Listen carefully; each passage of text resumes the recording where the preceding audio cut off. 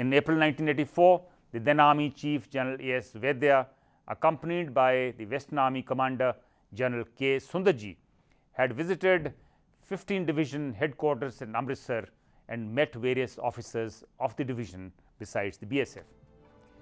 The issue of army deployment in Punjab had come up during dinner, where BSF DIG G.S. Pandher had sounded a note of caution on the issue. It is difficult to say whether this was a routine visit of the Army Chief or it was aimed at deploying the army in Punjab.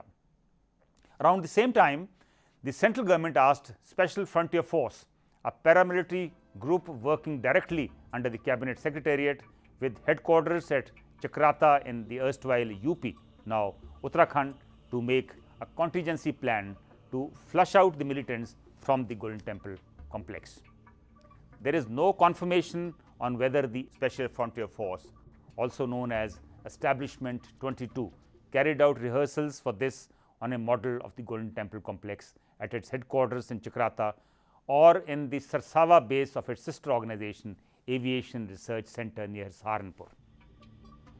The then President Gyani Zail Singh had told a veteran journalist Harbir Singh Bhanwar later that 10 days before the army action in Punjab, the then Prime Minister Indira Gandhi had visited him and said that she was under great pressure to send security forces into the Golden Temple complex to arrest Jarnail Singh Bhindranwale and his associates, but she did not want to do that. She had herself indicated that she was against such a step. Gyani Zail Singh is reported to have told her that security forces should not be sent into the Golden Temple complex, as other options to deal with the situation were available. It was on 26th and 27th May in 1984 that the then Western Army Commander General Sundarji was called to New Delhi for discussions and told about the possible use of the army in the coming days. General Sundarji himself told me about this when I met him in Chandi Mandir cantonment on the morning of 8th June 1984, 2 days after the operation. Though it was on 2nd June that Mrs. Indira Gandhi announced that army was being called out in Punjab, the troop movement had started on 29th May 1984 itself. MPS Aulakh, then with the IB, confirms the movement of army in Amritsar in the last week of May 1984. End of May, सानू थोड़ा बहुता लगन लग गया movement तो, क्योंकि army वाले ने exchange Amritsar telephone exchange तो अपने उत्थे हैडकुआर्टर्स तक लाइनां बिछाउणियां, होर मूवमेंट शुरू हुई। वो जिहड़ी है 28 ਜਾਂ 29 मई ਨੂੰ शुरू हो गई सी। Brigadier Omkar Singh Guraya, who was then posted as Colonel Administration Headquarters 15th Div in Amritsar, told me that in the afternoon of 29th May, when he was going to his office, he was surprised to see a number of vehicles bearing the sign Pine Tree, the formation sign of 9 Div, parked in the open space around the Panther Stadium in the Amritsar cantonment. At that time, he and others at his level had no information of any impending army operation or induction of 9 Div. At 5 p.m. the same evening, 15 Div GOC Major General Jagdish Singh Jamwal called a conference of the senior staff, where he mentioned that 9 Div was moving to Amritsar for an operation and they should be provided all logistical and administrative support. It is intriguing that General Kuldeep Singh Barad states in his book that it was on the evening of 31st May 1984 that my involvement with the operation began, when my wife and I were to leave for Manila on a month's holiday, that I received a telephonic message from Headquarters Western Command to reach Chandigarh the next day, that is June 1, for a conference on internal security. Little did I realize then what all this was all about. First time I got to know about this was not 31st May, it was 1st June. On 31st night, all that I was told was that next morning I'm required in Chandi Mandir for a briefing. What that briefing was, I didn't know. It's only after I got to Chandigarh on the 1st of June that I realized what was in store. The question of whether General Sundarji or General Vaidya got to know about this a couple of days earlier, I'm sorry I can't comment on that, because General Sandhu spoke to me on the 1st, and on the 31st night his staff rang up to say I'm required in Chandimandir on the 1st. So whether they got to know about this on the 30th or 29th, I'm unable to comment. If the GOC had no inkling of the impending operation, how could 9 Div troops move to Amritsar on 29th May? Also, how did General J.S. Jamwal, GOC of 15 Div, tell his staff in Amritsar that 9 Div troops were being deployed? Is General Barad hiding something? If yes, why? Nevertheless, it is interesting why Major General Kuldeep Singh Barad, GOC 9 Div, headquartered at Meerut, was handpicked for the operation. General Barad, of course, enjoyed a good reputation as a soldier. He had been awarded a Veer Chakra for his role in the 1971 war with Pakistan. He belongs to a village near Moga. He is also a Barad, the same goth as Bhindranwale. But the similarity ended there. Unlike Bhindranwale, who came from a simple village background, General Barad came from an illustrious military family spanning 3 generations. We were two brothers. We grew up seeing our father, and we found it was a very honorable profession. And therefore, right from the beginning, from childhood, I was fixed in my mind that this is going to be my profession. From the age of 5, I was in boarding school. I was first in Welham School, then in Doon School. And when you're in boarding school, where's the time to start having a religious background? My parents weren't,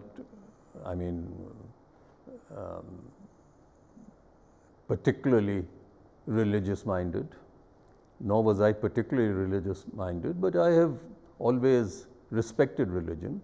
I've always felt that religion needs to be respected, God needs to be respected. That's it.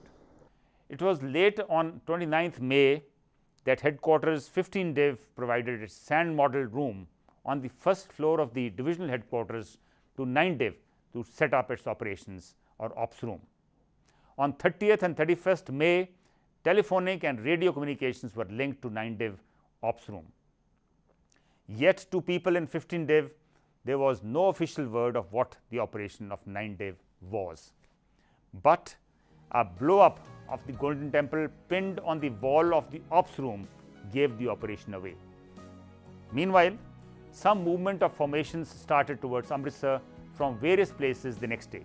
For example, 19 Maratha light infantry was among the units which were ordered on 30th May to move from Jhansi to Gurdaspur, where it reached on 1st June. In fact, indications of the impending army induction were there in Chandimandir cantonment on 30th May itself. That day, I learnt about the mobilization from an officer whose unit was also moving to Gurdaspur to be a part of Operation Woodrose, aimed at sealing the borders with Pakistan. मेरा role था to protect the international border.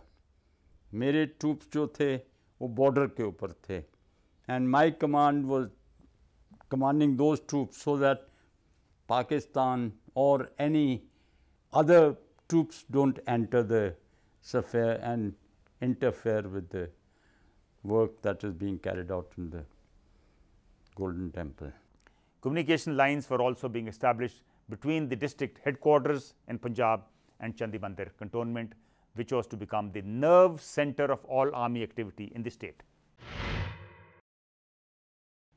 As a reporter of the Indian Express, I remember filing a news report for my then newspaper on 30th May, but it was shot down by our Delhi office saying there was no truth in it.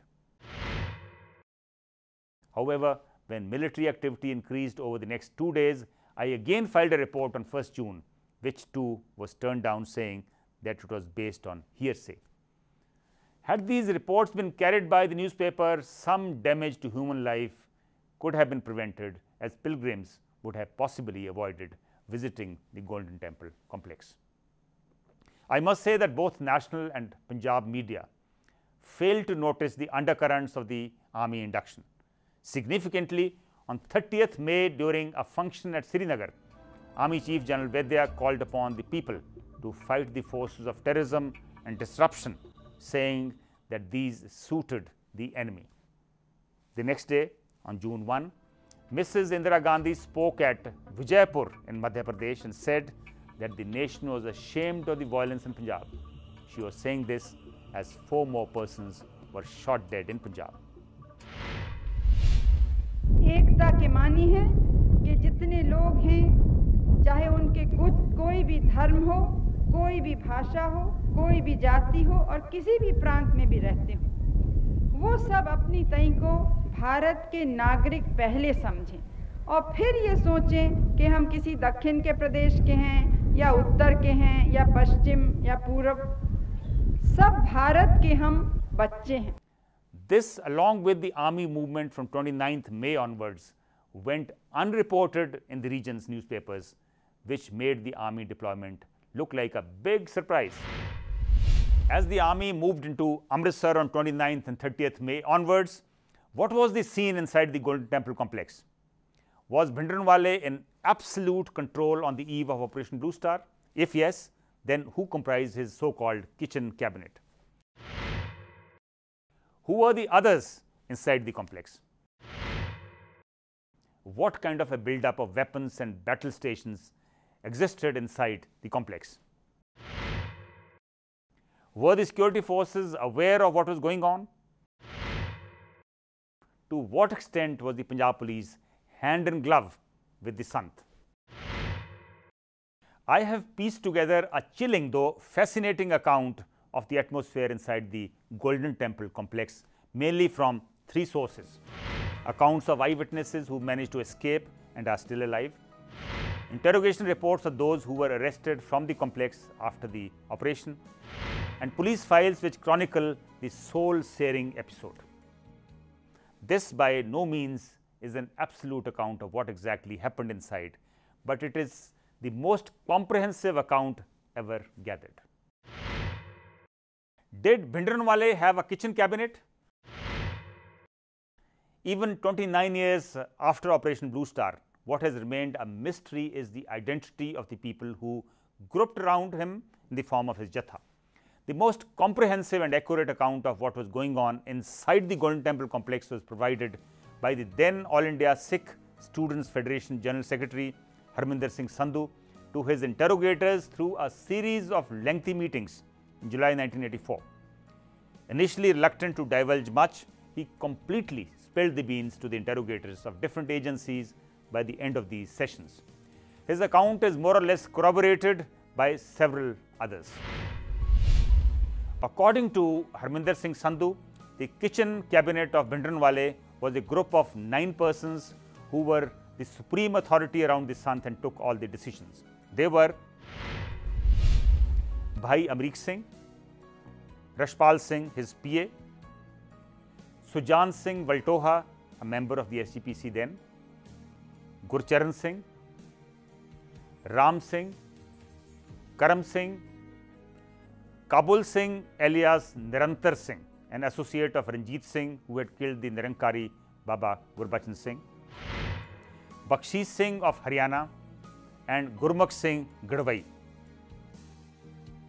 His inner security ring consisted of Manbir Singh, Uttam Singh, Jora Singh, Tarlochan Singh, and Mohan Singh. Some people named by Sandhu in his interrogation as being close to the Sant were not corroborated by others, including Bhai Mokam Singh. One of them, whom Sandhu referred to as Karam Singh, was better known as Thakar Singh. Another person, Gurcharan Singh, referred by Sandhu as a member of the kitchen cabinet, may have been Harcharan Singh according to Mokam Singh. One of the regulars at Sant Bhindranwale's gatherings was Gopal Singh Shaheed, who usually shouted Jaikaras then. Among the armed persons were 2 head constables, Amarjit Singh and Gurnam Singh, who had deserted Punjab police and were staying in the Golden Temple complex. Former Indian Army General Shabeg Singh lived with his wife in New Akal Rest House. She left the Golden Temple complex a few days before the operation. The All India Sikh Students Federation functionaries like Harminder Singh Sandhu, Amarjit Singh Chawla, Rajinder Singh Mehta, Manjeet Singh and Harpreet Singh lived in different rooms in the adjoining Akal rest house. Mehta and Sandhu lived with their wives in their rooms. The federation had been banned in March 1983 after it organized a series of Gurmat camps in the region. It is believed that Sant Bhindranwale and his associates had a hit list. But is that true? Was there a hit list? Harminder Singh Sandhu claimed during his interrogation that there was no formal register or anything which contained names of marked men. Hit list, he said, was a word which had been coined by the media. He said there was no truth in the belief that the killings at that time were based on a random draw of names by the Sant. He called it a figment of people's imagination. While the Sant Harminder Singh Sandhu claimed discouraged mass murders, he would announce the names of those that were to be killed in open congregations based on their alleged excesses against Sikhs. ਇੱਕ ਤਾਂ ਗੁਰਬਚਨਾ DSP ਜਿਹੜਾ ਸਿੰਘਾਂ ਦੇ ਖੂਨ 'ਚ ਤਾਰੀਆਂ ਲਾਉਂਦਾ ਤੇ ਪਿੱਛੇ ਲਾਉਂਦਾ ਸੀ, ਹੁਣ ਲਾ ਰਿਹਾ ਅਜੇ ਗਾਹ ਨੂੰ ਤਾਂ ਦੇਖੋ। ਇੱਕ ਇਕਬਾਲ ਸਿੰਘ ਸਿਆਸ ਵਾਲਾ, ਮੈਂ ਇਹਨਾਂ ਸੱਜਣਾਂ ਨੂੰ ਇੱਕ ਗੱਲ ਥੋੜੀ ਦੱਸਣੀ ਚਾਹੁੰਦਾ ਹੈ, ਹੋਰ ਵੀ ਹੈਗੇ ਨਾਂ ਨਹੀਂ ਉਹਨਾਂ ਦੇ ਮੈਂ ਲੈਂਦਾ। Many people voluntarily offered themselves to carry out any tasks or car seva, and they were directed to various members of the kitchen cabinet for briefing, etc. Among those who were killed on Sant's direct orders were Punjab's police inspector Bichu Ram and DSP Gurbachan Singh, besides H.L. Khanna. This job was farmed out to trusted associates through Shabeg Singh, Bhai Amrik Singh, Gurmukh Singh Gadwai and Rashpal Singh PA. ਨਹੀਂ ਜੀ ਨਹੀਂ, ਉਹ ਇਹਨਾਂ ਕੰਮਾਂ ਤੋਂ ਰੋਕਦੇ ਸੀ। ਸੰਤ ਜਰਨੈਲ ਸਿੰਘ ਵੀ ਰੋਕਦੇ ਸੀ ਕਿ ਇਹਨਾਂ ਕੰਮਾਂ ਵਿੱਚ ਨਹੀਂ ਉਹਨਾਂ ਨੇ ਕਦੀ ਵੀ ਪਿਆ। ਜਿਵੇਂ ਬਾਹਰ ਜਾ ਕੇ ਕੋਈ ਲੁੱਟ ਸੁੱਟ ਕਰ ਆਵੇ ਜਾਂ ਕੋਈ ਇਹੋ ਜਿਹਾ ਕਰੇ, ਉਹ ਡਾਂਟਦੇ ਸੀ, ਉਹ ਨਹੀਂ ਚਾਹੁੰਦੇ। The financial accounts of Sant Bhindranwale were kept by Gurmukh Singh Gadwai and Rashpal Singh, his PA, according to Harminder Singh Sandhu. Gurmukh Singh Gadwai was in charge of weapons and ammunition. He issued these to people after noting down the details in a register.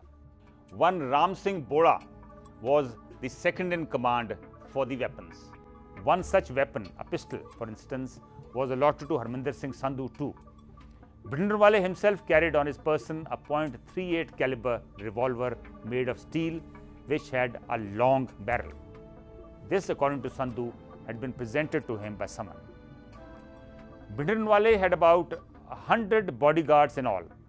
Their duties were assigned through a rotation plan that was drawn up by Sujan Singh, who was a member of the Shromani Gurdwara Prabandhak Committee. The Sant's main bodyguards included Gurnam Singh, Amarjit Singh, Talochan Singh Fauji, Kabul Singh, Bakshish Singh and Swaran Singh. The induction of personal bodyguards was based on sureties. An old bodyguard stood as guarantor for the new bodyguard. Kulwant Singh of Bhura village was the bodyguard with Bhai Amrik Singh.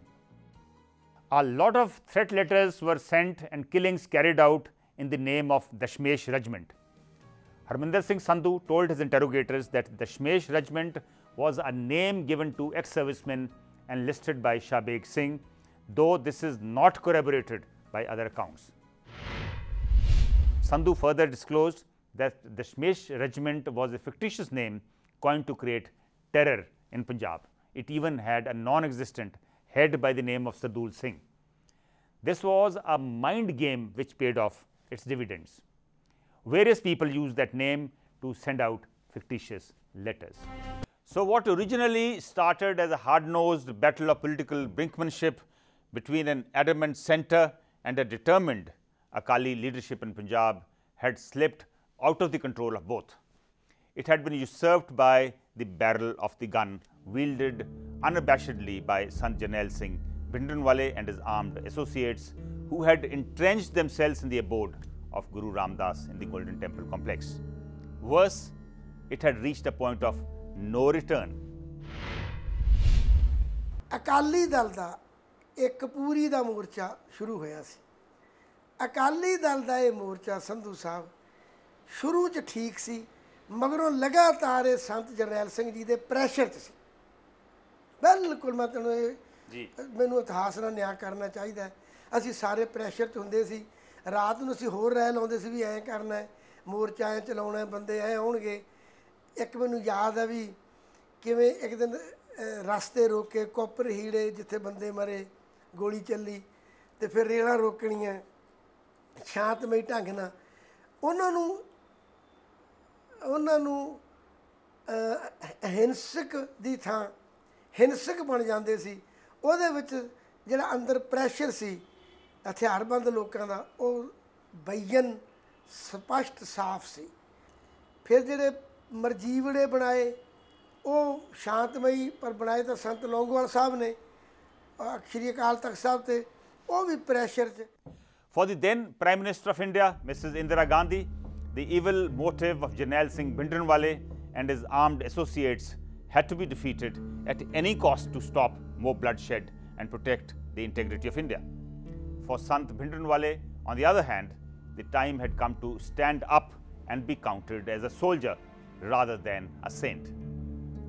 The time had come to hold the ground and fight as a warrior to defend the faith, even if it meant making the supreme sacrifice. Martyrdom, after all, was an occasion to rejoice and not mourn. The battle lines had clearly been drawn and the clash had become inevitable. The morning Indian Airlines flight from New Delhi to Chandigarh had an unusual passenger, Major General Kuldeep Singh Barad, GOC 9 Div. Since flights were few and most army officers regularly used civilian flights, hardly any passenger sensed anything unusual in General Barad being their fellow passenger. He landed at Chandigarh airport and drove straight to the Chandi Mandir cantonment in the two-star vehicle that had been waiting for him. He was quickly ushered into the operations room where Western Army Commander Lieutenant General K. Sundarji briefed him about his task. He was told that Mrs. Gandhi had, after much reluctance, decided to use the army to flush out the militants from inside the Golden Temple and other places of worship in Punjab. General Barad was told that the operations would commence as soon as the go-ahead was received from New Delhi. Also, that the task would have to be completed expeditiously, desirably within 48 to 72 hours. Lieutenant General R.S. Dayal, Chief of Staff, Western Command, pitched in with some observations during this briefing. General Sundarji gave General Barad certain basic parameters of the operation, but told him to submit his detailed plans to him by 3rd June. It was decided at this crucial command conference that General Dayal would oversee the operations being launched to flush out militants from the selected Gurdwaras in the state. Lieutenant General K. Gauri Shankar, GOC 11 Corps in Jalandhar, was given the task to seal the Indo-Pak border to prevent Pakistan from exploiting the situation. General Barad was told that the army action to flush out militants was codenamed Operation Blue Star.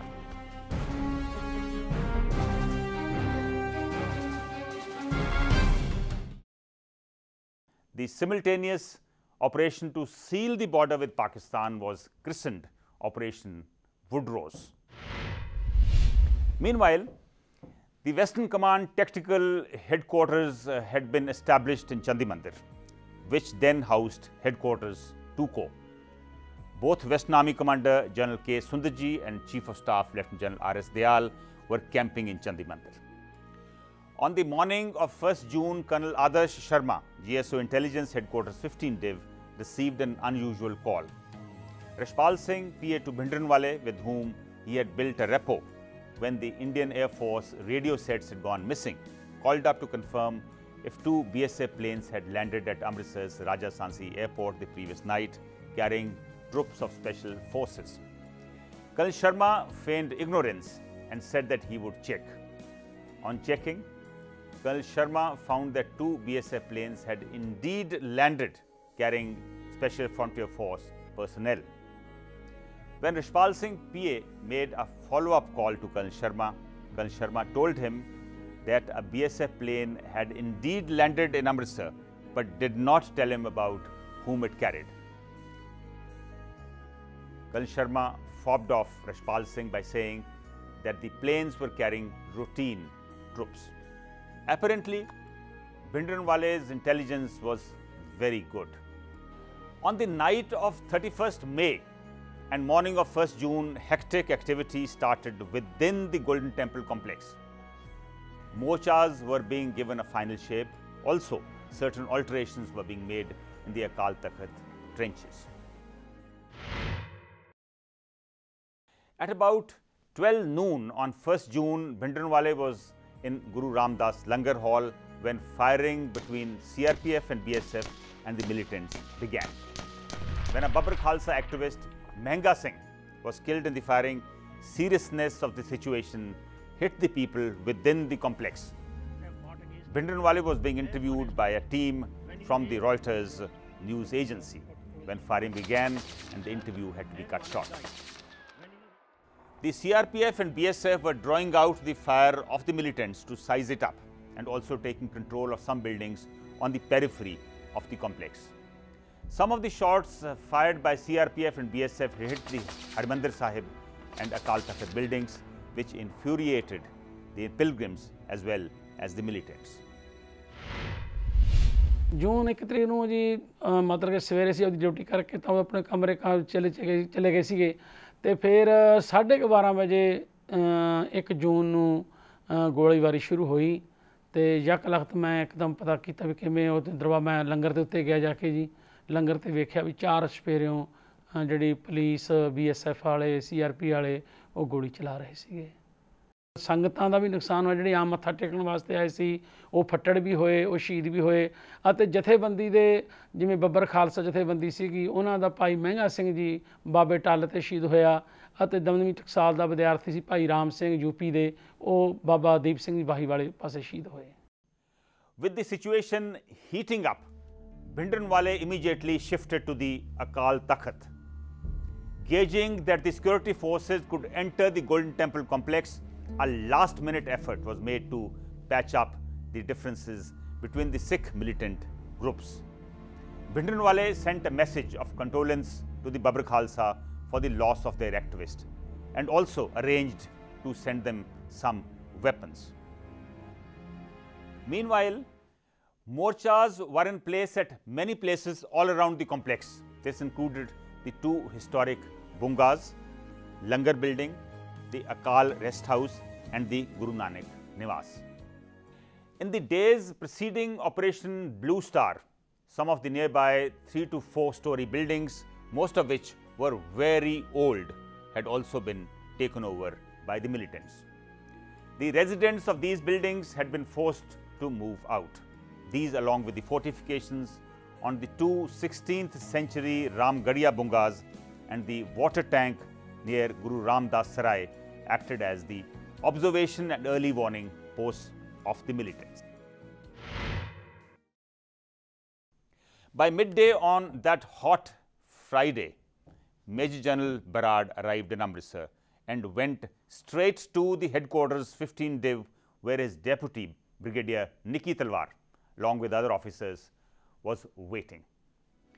Interestingly, General Barad has mentioned on more than one occasion, including in his book Operation Blue Star, The True Story, that he learnt of the impending army operation in the Golden Temple complex only in the conference at Chandi Mandir on 1st June. If that is true, then how come his deputy Brigadier Talwar reached Amritsar from 9 Div headquarters in Meerut that very morning after travelling 465 kilometers? I wonder why General Barad did not play with a straight bat. So by the evening of 1st June, as many as 11 people had been killed in the exchange of fire between security forces and armed militants around the Golden Temple. This was the first time that the security forces seriously stood up to the armed challenge of the militants holed up in and around the Golden Temple complex.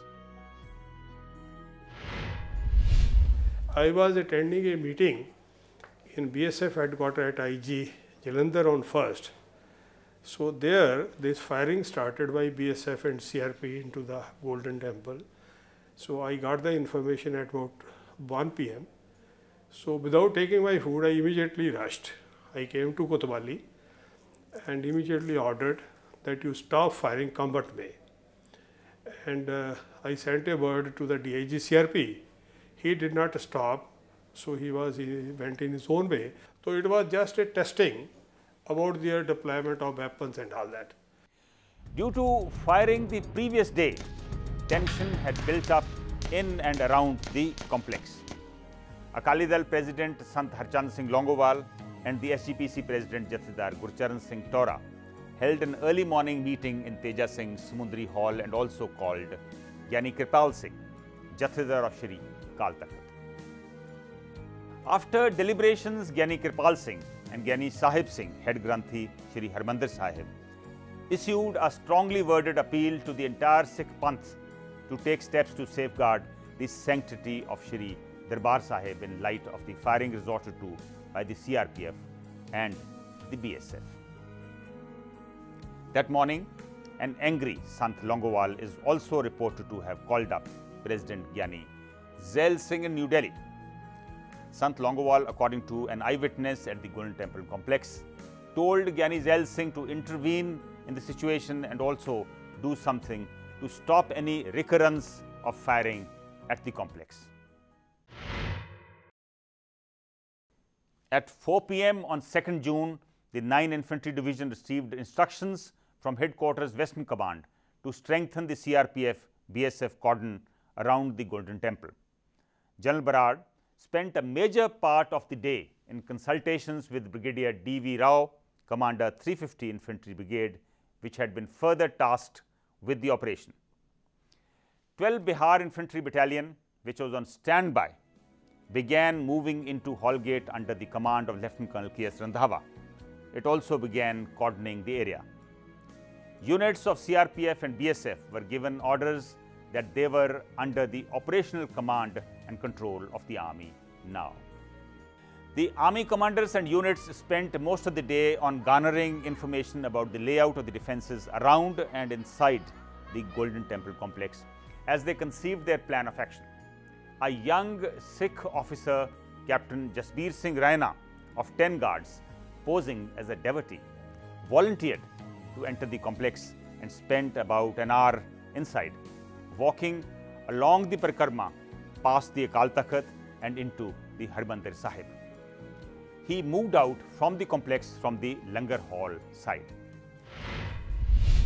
General Barad has confirmed this recce attempt by the officer. He did, and he came out, but he said that he was being watched so carefully that he was hardly able to move around there. There were eyes on him and there was suspicion on him, so he came out. It was that same morning.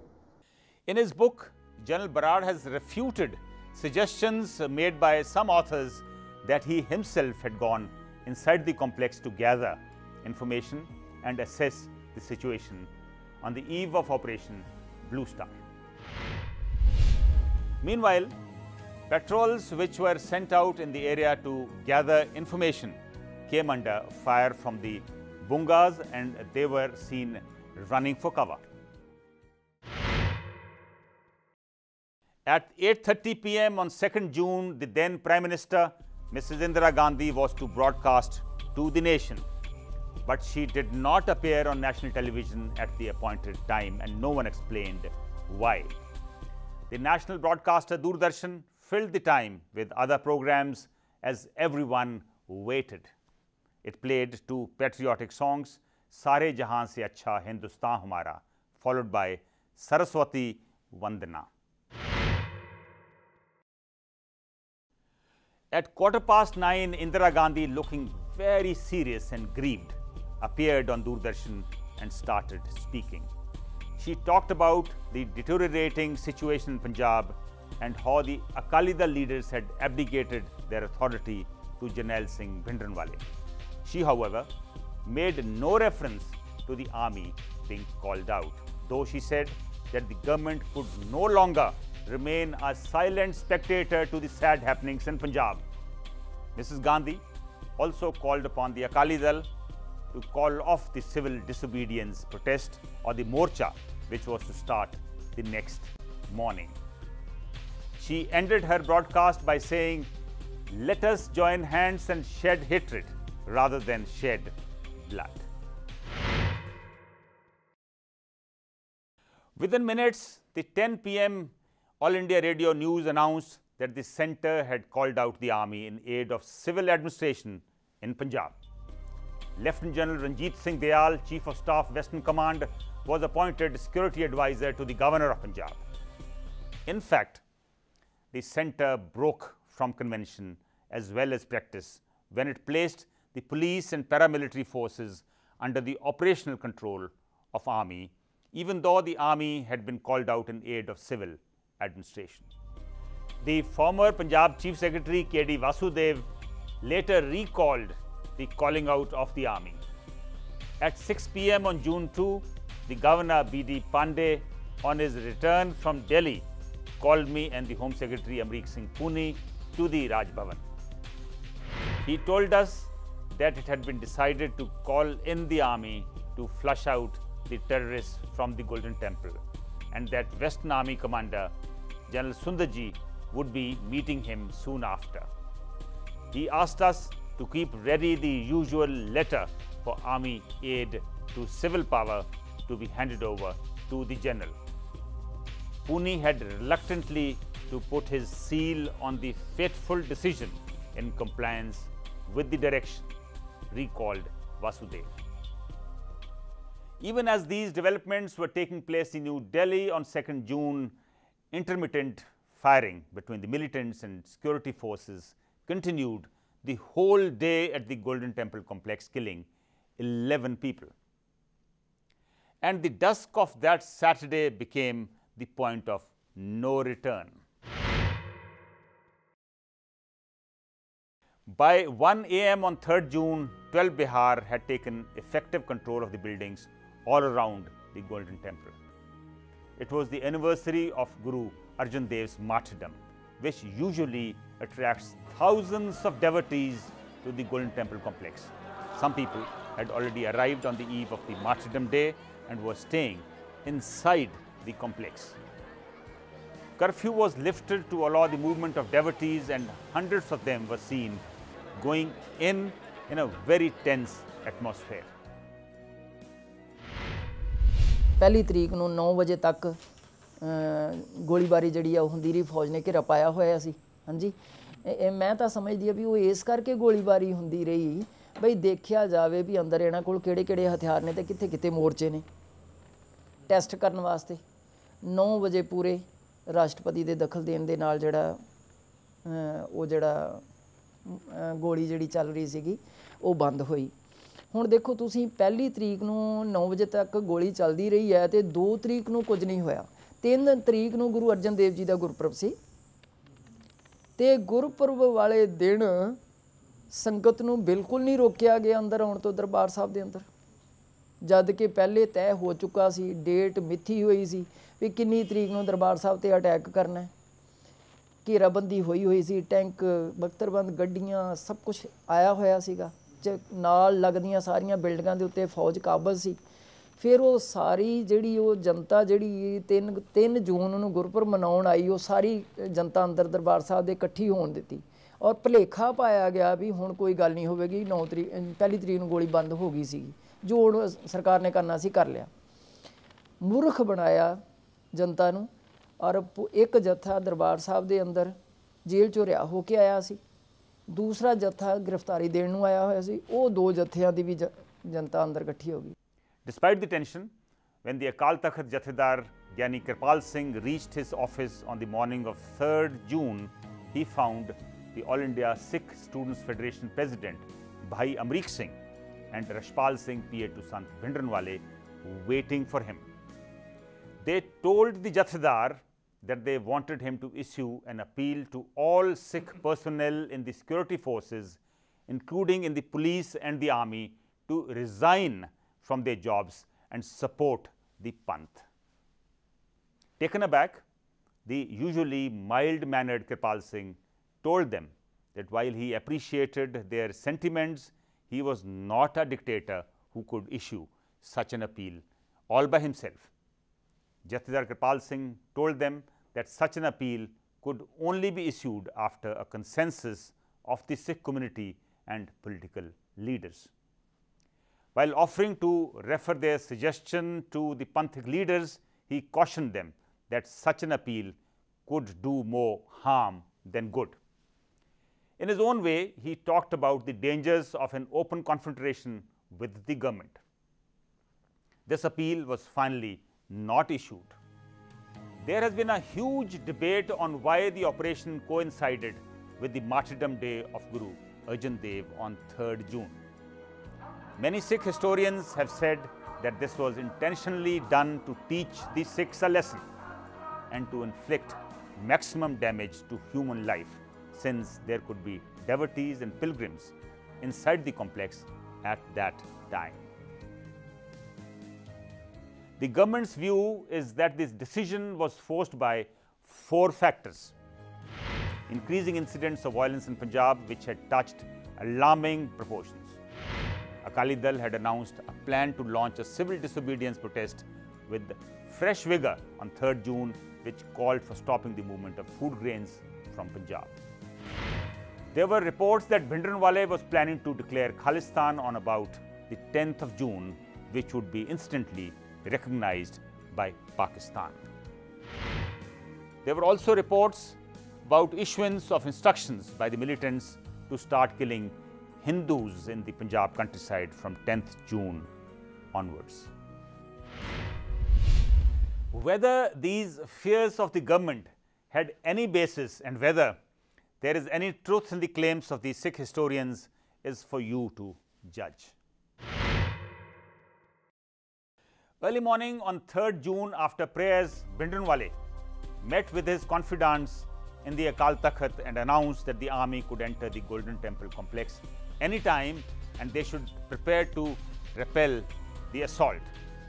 The All India Sikh Students Federation President Bhai Amrik Singh sent one Baldev Singh to tell all their followers, including those in the Sarai and other buildings, to send the women folk out of the complex and prepare for the fight.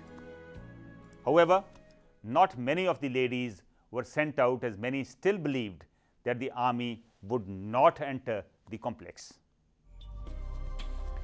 Some journalists did manage to speak to Bhindranwale briefly to get his reaction to Mrs. Gandhi's address the previous night and also on the possible entry of the army.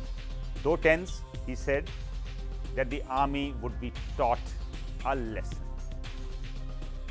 General Barar has quoted the question a journalist asked Bhindranwale at that time. But don't you realize that if the army enters, you will not be able to match their might, and it would be better to surrender so that bloodshed is avoided? To this, according to General Barar, the Sant answered, if the army dares to enter the complex, it will be taught a lesson of its life. Don't you know that one lion can take on 1,000 sheep? Akali Dal leader Balwant Singh Ramuwalia also confirms a meeting of Bhindranwale with some foreign journalists, in which he was acting as an interpreter. London ਤੋਂ ਪੱਤਰਕਾਰਾਂ ਦੀ ਇੱਕ ਟੋਲੀ ਆਈ ਸੀ ਜਿਹੜੀ ਸ਼੍ਰੀ ਅਕਾਲ ਤਖਤ ਸਾਹਿਬ ਤੇ ਸ਼੍ਰੀਮਾਨ ਸੰਤ ਜਰਨੈਲ ਸਿੰਘ ਭਿੰਡਰਾਂਵਾਲੇ ਉਹਨਾਂ ਦਾ interview ਲੈ ਰਹੇ ਸੀ ਤਾਂ ਉਹਨਾਂ ਨੇ ਕਿਹਾ ਜੀ ਕੋਈ ਅੰਗਰੇਜ਼ੀ ਤੋਂ ਪੰਜਾਬੀ ਤੇ ਸੰਤ ਜੀ ਦੀ ਪੰਜਾਬੀ ਦੀ ਉਹਨਾਂ ਦੇ ਵਚਨ ਅੰਗਰੇਜ਼ੀ 'ਚ ਉਹਨਾਂ ਨੂੰ ਦੱਸੇ ਉਹ ਬੰਦਾ ਲਿਆਓ ਤਾਂ ਸੰਤ ਜਰਨੈਲ ਸਿੰਘ ਜੀ ਨੇ ਕਿਹਾ ਰਾਮੂਵਾਲੀਆ ਨੂੰ ਲੈ ਆਓ। ਉਹ ਜਦੋਂ ਫਿਰ ਟਰਾਂਸਲੇਸ਼ਨ ਹੋ ਰਿਹਾ ਸੀ ਬੜਾ ਦਿਲਚਸਪ ਸੀ। ਇੱਕ ਪੁਆਇੰਟ ਮੈਨੂੰ ਹੁਣ ਤਾਈਂ ਯਾਦ ਹੈ ਤੇ ਯਾਦ ਰਹੇਗਾ। ਉਹ ਕਹਿਣ ਲੱਗੀ ਜਿਹੜੀ ਪੱਤਰਕਾਰ BBC ਇੰਗਲੈਂਡ ਤੋਂ, ਕਹਿੰਦੀ ਸੰਤ ਜੀ ਤੁਸੀਂ ਖਾਲਿਸਤਾਨ ਦੀ ਘੋਸ਼ਣਾ ਕਰਦੇ ਹੋ? ਸੰਤ ਜਰਨੈਲ ਸਿੰਘ ਨੇ ਕਿਹਾ ਅਜੇ ਨਹੀਂ, ਤੇ ਉਹ ਮੈਂ ਉਹਨੂੰ ਦੱਸਿਆ ਨਾਟ ਯੈਟ ਬੀਬੀ ਨੂੰ। ਉਹ ਕਹਿਣ ਲੱਗੀ ਤੂੰ ਸੰਤਾਂ ਨੂੰ ਕਹੋ, ਜੇ ਮੈਂ ਕਹਿ ਦਿਆਂ ਨਾਟ, ਮੈਂ ਕਿਹਾ ਜੀ ਸੰਤ ਜੀ, ਬੀਬੀ ਜੀ ਕਹਿੰਦੀ ਵੀ ਨਹੀਂ, ਘੋਸ਼ਣਾ ਮੈਂ ਨਹੀਂ ਕਰਨੀ। ਕਹਿੰਦਾ ਬੀਬੀ ਨੂੰ ਪੁੱਛੋ, ਮੇਰੇ ਬਿਆਨ ਨੂੰ ਤੋੜ ਮਰੋੜ ਕੇ ਪੇਸ਼ ਕਰਨ ਵਾਸਤੇ ਇਹਦੀਆਂ ਲੱਤਾਂ ਭਾਰ ਝੱਲਦੀਆਂ। ਮੈਂ ਕਿਹਾ do you feel and do you know you need enough strength to misquote Sant ji statement. ਉਹ ਹੱਸ ਪਈ। Meanwhile, sometime during the day on 3rd June, a serious crisis built up in the BSF headquarters in Khasa, Amritsar. The DIG of BSF, G.S. Pandher, when told to fire at the Golden Temple to draw out the militants' fire, basically to assess their firepower, refused to do so. During the conference attended by senior military and civil officers, Pandher told General Barad that what the army was asking the BSF to do could badly boomerang. He also asked for written orders to fire on militant positions, lest there be a commission of inquiry later. The verbal duel left the audience stunned as Major General lost his cool and repeatedly thumped the table. General Barad then called up General Sundhu and asked him to get Pandher replaced. Meanwhile, Pandher sent a signal message to his supervisor, BSF DG Birbalnath. Request sanction me 30 days earned leave with effect from June 4, 1984. I do not want to stay on this post even for one day. BSF IG B.K. Tripathi sent a signal back to Pandher from Jalandhar, self-visiting your location on 4th June afternoon, shall discuss the issue with you there. I said, sir, this is a very bogus operation. There will be heavy casualties. So they should go in a systematic manner, put the snipers, take out all these yatris who are innocent people, then attack. So perhaps he had his own views. I said, I would like to go on leave. So I was relieved on 4th evening. MPS Olak was also witness to this exchange between General Barad and G.S. Pandher. BSF ਦੇ DIG mister Pandher ਸੀ, ਉਹਨਾਂ ਨੇ ਇਹ ਸਵਾਲ ਕੀਤਾ ਜੀ ਕਿ for that sir we'll require written orders. ਜਦੋਂ ਇਹ ਉਹਨੇ ਕਿਹਾ ਮਿਸਟਰ ਪੰਧੇਰ ਨੇ, ਤਾਂ ਜਨਰਲ ਬਰਾਡ ਗੁੱਸੇ 'ਚ ਆ ਕੇ ਮੇਜ਼ 'ਤੇ ਉਹਨੇ ਆਪਣਾ ਹੱਥ ਮਾਰਿਆ ਅਤੇ ਕਿਹਾ ਕਿ ਦਿਸ ਇਜ਼ ਓਪਨ ਮਿਊਟਨੀ। ਉਸ ਤੋਂ ਬਾਅਦ ਮਿਸਟਰ ਪੰਧੇਰ ਨੂੰ ਮੀਟਿੰਗ 'ਚੋਂ ਵੀ ਜਾਣਾ ਪਿਆ ਅਤੇ ਬਾਅਦ 'ਚ ਜਿਹੜਾ ਪਤਾ ਹੈ ਹੋਰ ਵੀ ਉਹਦੇ ਖਿਲਾਫ ਪ੍ਰੋਸੀਡਿੰਗਸ ਹੋਈਆਂ, ਆਲਮੋਸਟ ਡਿਸਮਿਸਲ ਤੱਕ ਗਿਆ, ਬਟ ਦੈਟਸ ਅਨਦਰ ਸਟੋਰੀ।